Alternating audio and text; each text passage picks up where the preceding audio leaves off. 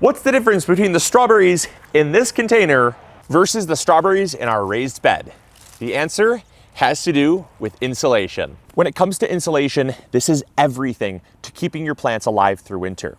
You see, if you've got a perennial that can survive the winter, oftentimes gardeners find that that same perennial in a container will not survive. Whether that be strawberries, asparagus, even garlic, whether that be an herb like rosemary. You've got so many different plants that gardeners will try to overwinter, and under normal circumstances in raised beds or in ground, they'll survive just fine. But as soon as they're put in containers, that's where death happens. And so we're going to talk about how to help your plants survive the winter better when overwintering these plants. Now, obviously it comes down to insulation.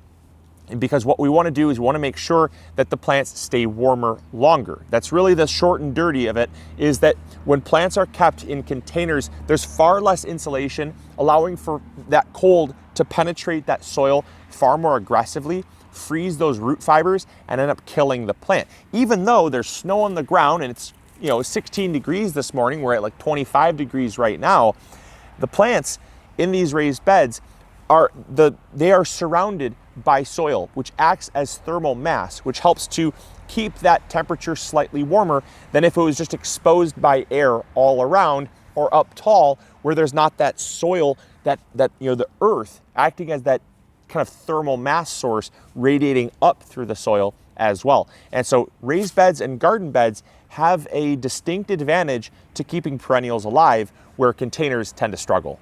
The first tip to overwintering your perennials in containers properly is bring them into a microclimate. A microclimate is just a smaller area that has a different temperature or different growing conditions than the overall wider area. So a microclimate could be next to a brick wall. The sun warms that brick wall up, the brick wall radiates the heat throughout the night, keeping a little pocket of warmth where 10 feet further out, that warmth doesn't reach, and therefore it could be a difference of 10 or 15 degrees, right? So 10 or 15 degrees warmer near a brick wall, especially one that's like south facing, gets a lot of that sun exposure. A microclimate could also be on the reverse. If you had it on like the north side of a building that's very blocked from sunlight, it might be in the shadow, and it might be kept far colder than if you had if you had it out in the sun for part of the day. So you can definitely swing on both sides to those microclimates, but bringing it in to a warmer microclimate is so important. Now, a microclimate for me could be, like I said, underneath this awning here where the sun comes up in the morning, warms the building up, can help to keep these plants 10, 15 degrees warmer than outside here, even though it's all exposed.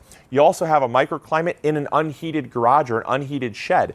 That just helps to keep that cold wind, helps keep that cold air off the plants, and can help to keep those plants 5 or 10 degrees warmer than the outside temperature.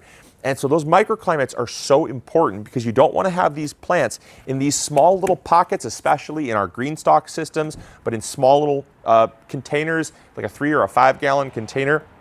You really want to make sure that those stay at or around freezing.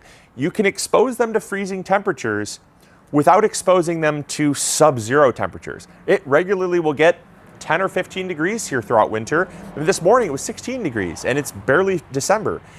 And they simply cannot survive in that for too long. You're going to find that they die if you expose them to that all winter long. Second tip I can give you, and this is probably one of the most popular reasons why your plants die throughout winter, is you forget to water them.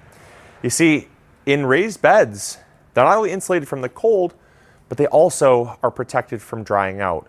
You have water coming up, believe it or not, from below the ground. It actually will wick up. As the top soil dries out, moisture from down below will actually wick up into your raised beds or your garden, but also you get snowfall and you get rain. And so they're getting pretty regular water. Even though they're dormant, the roots are still alive. And so in a plant like this sage here, or this thyme, they are perennial. And if you take them indoors where they're not exposed to any water at all, the soil is going to dry out and those roots will dehydrate and you will absolutely lose the plants 100 times out of 100. There's just simply no way that they can survive. Now, their water consumption will go down dramatically. We might only water these herb plants once every 2 or 3 weeks, but they are getting regular water even when it's wintertime, because we don't want those roots to dry out. If you have ever overwintered peppers by bringing them inside, you can overwinter peppers very easily as well by just treating them as a house plant, because they would die if you kept them outside. But by putting them indoors, taking them indoors through the winter, you can actually keep them alive, and you'd end up, same thing, just watering them probably once every 2 weeks or so. Very little water, but enough to just keep those roots hydrated and keep that plant in that kind of alive but dormant state. And I'm telling you, if you don't water your plants, it is the #1 killer of overwintering plants. And the third tip to overwintering your plants, and this is a really basic one, probably one that you've already known about, but I think it'd be crazy for me not to put it in this video, and that's knowing when to move them indoors. So we got here this pot of Dusty Miller. This thing's been going for like 2 years now. We basically just treat it like a indoors, outdoors plant. You know, some people have indoors, outdoors cats. Well, this is our indoor, outdoor cat. This comes in for the winter because it will die if it's exposed to too cold of temperatures. Now, it's in this microclimate here. There's no threat of this dying. It's nice and healthy, has no problem whatsoever. But because it's getting so cold at night, I'm gonna bring it inside with me. And we're gonna take it inside and obviously put it in a sunny window, because this is not dormant. Your perennials, this is not a perennial. Your perennials, like your thyme, sage, oregano, your strawberries, all those, right? Those plants, they can go dormant, meaning you can leave them outside, keep them watered, like I just said in point number 2. But a plant like this, or a tropical, like let's say it's a banana plant, or let's say it's a lime tree or lemon tree, right? Citrus. Those, if they die, if they're exposed to too cold of temperatures, they'll just die.